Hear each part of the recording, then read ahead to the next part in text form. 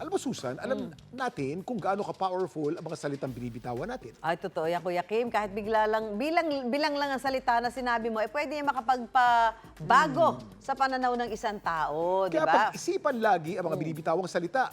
Yan ang kwentong inalam ni Katrina Son. Son.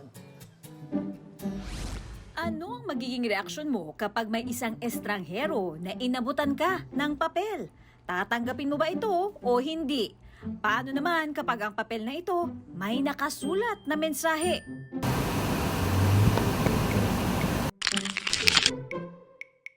May ilan na nagtaka, tumanggi at nalungkot. Pero may ilan din na napangiti sa kanilang nabasa. Bigla lang po napungiti. Bakit? Kasi yung nabasa ko po yun sa parang may nagpasaya lang po. Ganun.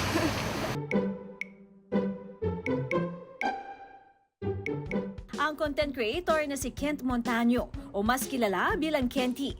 Comforting words at positive vibes ang ginagawang online content. Be, kamusta? Okay ka lang ba? Oo. Ikaw? Oo din. Bakit mo natanong? Because you're always checking on other people, so I'm just also checking up on you.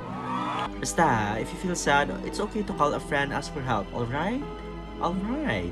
You can't post Kaya ang anything on kanyang social TikTok media if you account don't look perfect, umabot and your na friends, ng di ka pwedeng 1.7 lumabas if you million don't look followers. perfect. Parang pinipressure mo yung sarili mo. Parang you can't enjoy things if you don't look good. I didn't really think na, okay, I'm gonna make content na positive vibes. Hindi po talaga ganun yung iniisip ko. Parang it came out naturally lang kasi nakikinig kasi ako ng podcast when I made that content. Naging malaking tulong daw sa kanya ang comforting words. It's a nice feeling na pag nakikita mo yung situation mo in social media, like nakaka-relate ka, you'll feel na, ay, hindi pala ako nag-iisa lang with this situation. Ang kanyang hugot, base raw sa kanyang pinagdadaanan at kwento ng kanyang mga kaibigan. From academic burnout lang because I'm in university na, so nakakapagod siya sometimes.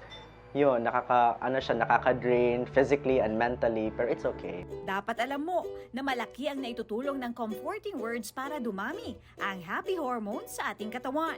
Ito yung mga bagay na kinakailangan iniingatan natin. Kaya nga may mga tao na nagkakaroon ng psychological problem kapag minsan kulang o minsan sobra naman yung nire-release niyang hormones. So, kinakailangan neutral lang, kinakailangan tama lang yung release ng mga iba't ibang hormones sa katawan natin para maging masaya tayo. Ayon sa psychologist na si Raul Gania, mas epektibo raw ang comforting words sa mga tao na ang love language ay words of affirmation. Yung word pa lang na affirmation, nagbibigay na sa atin na, uy, okay tayo, nagsasabi sa atin na tama yung ginagawa natin.